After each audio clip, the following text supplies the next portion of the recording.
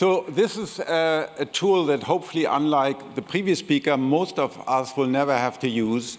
But you probably all know a loved one or a friend where you wish you would have, where it could have been used. Because the situation is as follows. If one of us has a traumatic brain injury due to a car accident, or we have a hemorrhage or a cardiac arrest, we end up in the ICU alive on life support.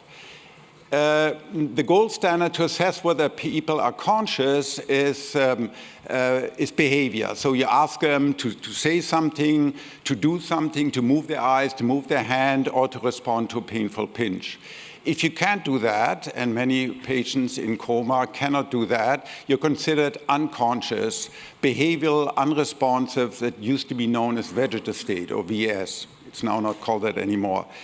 Furthermore, within 3 to 5 days, if you remain unresponsive, within 3 to 5 days, the clinical team will initiate with the family discussions around the dreaded existential question, is this what they would have wanted?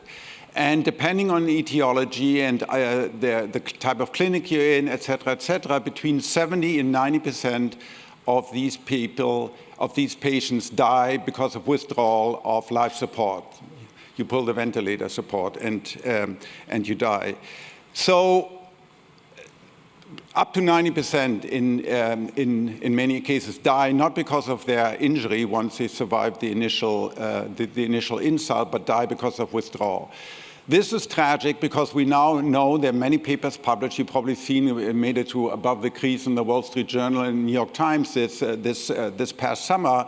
We now have very solid evidence that up to 1/4 of these patients are indeed covertly conscious. In other words, they are conscious, they are experiencing something, but they're unable to signal it because either they can't hear you or they can't see you or they don't have the cognitive wherewithal to signal or they're unable to signal. Okay? 1 out of 4 out of every one of these patients. So it means ethically, this is totally unacceptable. It means in the US alone, if you crunch the number, there are 2,700 ICUs, there are more than 100,000 people that die each and every year, although they're conscious. Furthermore, this also imposes a huge burden, an unnecessary burden, because every day in the ICUs between $5,000 and $10,000. And so overall, if you just eliminate 1 day of unnecessary care because the patient truly isn't conscious anymore, you save between $3 or $4 billion.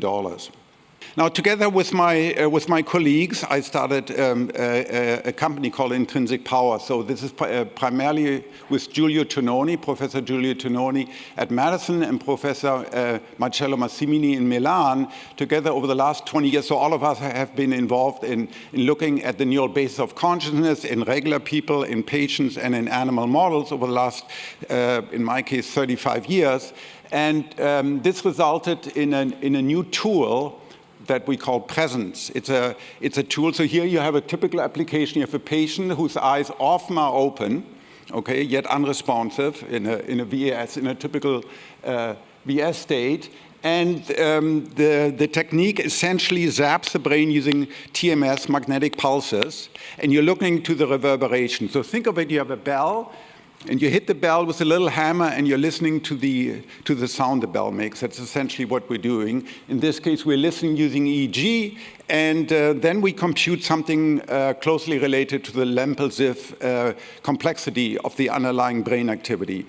And empirically, we've determined that you can detect that people that are conscious have high complexity, particularly above a threshold of 0.31, and if you're unconscious, it's a low complexity, below 0.31. So in particular, we've tested this. This is all very well published in high impact papers by us over the last 10 years. We've done this in 150 volunteers, and so the complexity is above a threshold in regular people like us right now, or when you're asleep but you're in a dreaming state, or you're tripping on ketamine but you're unresponsive, or because you are a neurological patient, you have some damage, but you can still signal that you're conscious. The technique also works when people are unconscious, either because they're truly deeply asleep or they're surgical anesthetized. So in the cases when we have unambiguous evidence that people are either conscious or not conscious, the technique gets 100% specificity and 100% sensitivity. So now we've done this in 43 chronically behavioral unresponsive patients. So these are typically patients in a rehabilitation home. And 9 out of 43, which again roughly accords 1 out of 4 of these people, although they're unresponsive, have high complexity, so presumably are covertly conscious.